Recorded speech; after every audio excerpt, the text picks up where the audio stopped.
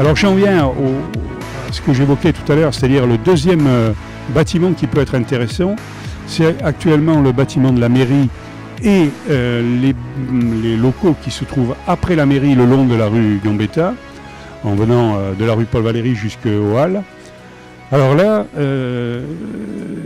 la mairie n'a pas été construite en tant que mairie. C'était d'abord une maison qui a été construite en 1719 par un particulier qui était riche, qui était bien situé puisqu'il y avait l'amirauté qui était pas loin, il y avait la population était plutôt du côté de l'église Saint-Louis que du côté de la rue Gambetta.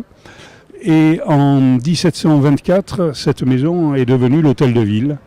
Hôtel de ville tel que nous le connaissons de nos jours au point de vue architectural. Derrière ont été construits rapidement des bâtiments qui ont eu plusieurs finalités. La première finalité a été à partir de 1737 à peu près jusqu'en 1795, ce furent des casernes. Casernes, c'est assez intéressant, le long de, on peut dire, l'aboutissement de la rue Frédéric Mistral actuelle.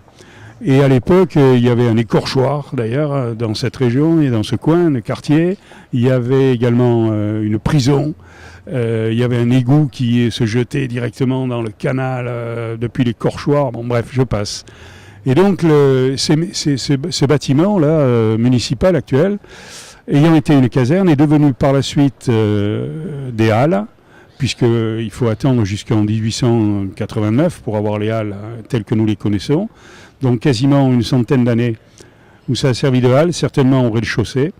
Ensuite, c'est devenu, à la fin du 19e, une caisse d'épargne, puis un commissariat de police, puis récupéré véritablement par les services municipaux, l'ancienne bibliothèque municipale de Sète.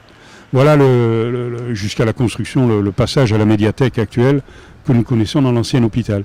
Voilà comment on peut évoquer les deux ensembles de bâtiments présentant un certain intérêt historique ou un intérêt aussi économique.